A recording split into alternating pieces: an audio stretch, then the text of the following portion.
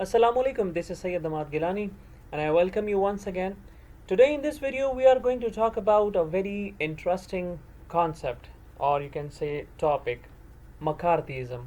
It is basically a period in the history. So let's start. McCarthyism was a period of intense anti-communist sentiment and political repression in the United States during the early 1950s.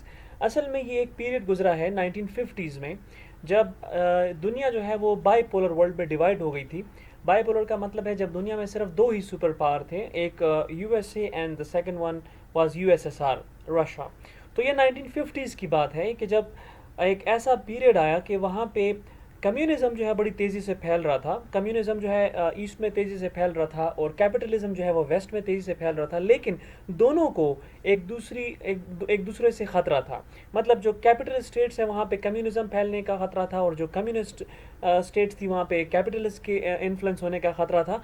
तो बहुत ज़्यादा ख़तरा था दोनों को एक दूसरे से. तो 1950s में यूनाइटेड स्टेट्स में एंटी कम्युनिस्ट सेंटिमेंट बहुत ज़्यादा पाया जाता था. मतलब जो कम्युनिस्ट को लेके नफ़रत पाई जाती थी बहुत ज़्यादा. तो उस वक्त एक सेनेटर था जिसका नाम है जोसेफ मैकार्थी. ये उसकी पिक्चर है.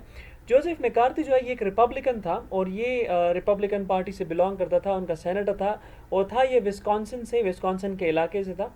और इसने एक बहुत ही इंपॉर्टेंट रोल प्ले किया है इस कैंपेन को चलाने के लिए. कौन सी कैंपेन जो कम्युनिस्ट के ख़िलाफ़ थी. कम्युनिज्म के ख़िलाफ़ अगर कोई सामने आया है 1950s में तो मैकार्थी जो था सेनेटर, इससे बेहतर आदमी कोई हमें नहीं मिलता हिस्ट्री में. अब इस ज़माने में United states was in state of cold war with the USSR और दोनों जो हैं कैपिटलिस्ट और कम्युनिस्ट, ये दोनों जो हैं एक कॉन्फ्लिक्ट में थे एक दूसरे के साथ. अब कम्युनिज्म के फैलाने का जो है या फैलने का खौफ था यूएसए में कम्युनिस्ट स्पाइस के मौजूद होने का खौफ था. और ये खौफ था यूएसए में कि जो कम्युनिज़म है वो आहिस्ता आहिस्ता जो है वो फैल रहा है, कम्युनिज़म जो है वो यूएसए में भी आ रहा है. तो ये खौफ पाया जाता था वहाँ पे. तो उस वक्त सेनेटर जोसेफ मैकार्थी जो था ये एक नेशनल लेवल पर सामने आया 1950 में, जब उसने क्लेम किया कि उसके पास एक लिस्ट है और वो उन लोगों की लिस्ट है जो कि काम तो यूएसए के लिए करते हैं, मतलब हैं तो यूएस गवर्नमेंट के बंदे हैं, लेकिन वो मेंबर्स हैं कम्युनिस्ट पार्टी के और उनके कुछ ताल्लुकात हैं कम्युनिज़म के साथ.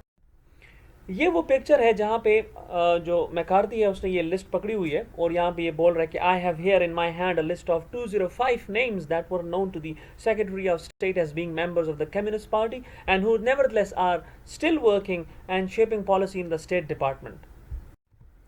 इसके बाद क्या हुआ? इसके बाद मैकार्थी बहुत ज़्यादा एग्रेसिव हो गया और एग्रेसिवली उसने क्या किया कि मैकार्थी हेयरिंग शुरू कर दी. एक पब्लिसाइज्ड हेयरिंग का उसने नाम दिया, जिस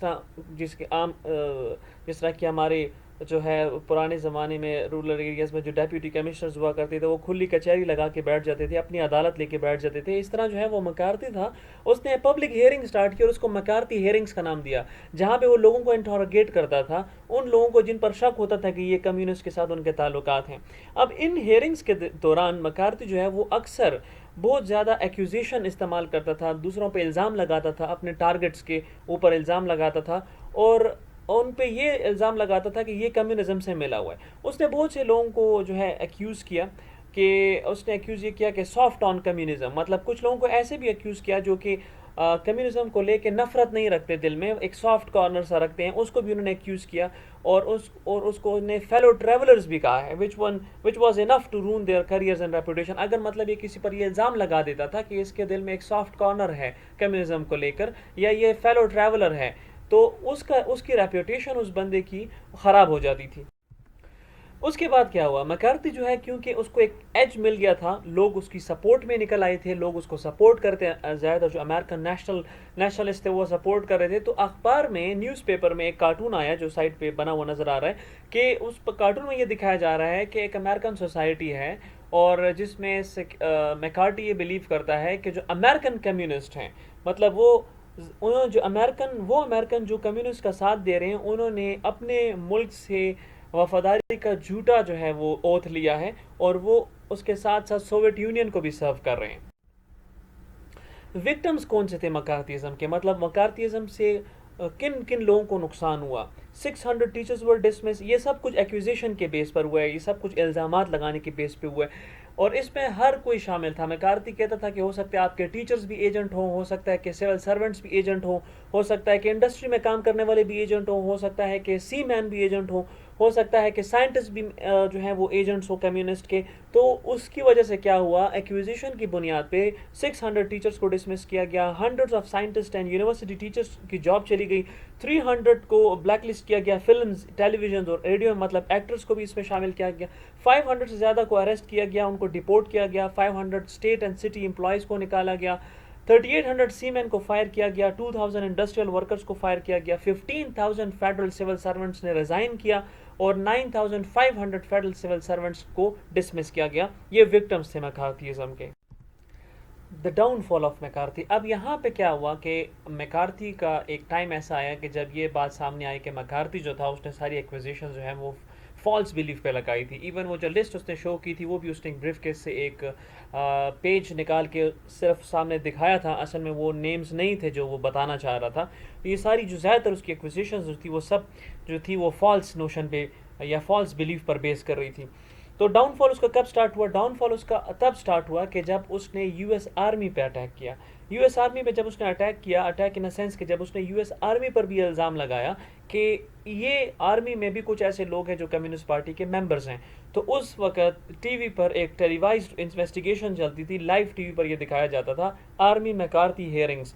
आर्मी और मैकार्थी के दरमियान जो बातचीत होती थी, जो उनका तबादला होता था, वो जो है वो टीवी पर दिखाया जाता था। तो ये 1954 की बात है कि जब टीवी पर दिखाया जा रहा था तो लोगों ने ये देखा कि मैकार्थी जो वो कैसे एग्रेसिव टैक्टिक इस्तेमाल करता है और कैसे एग्रेसिव बिहेवियर इस्तेमाल यूज़ करता है।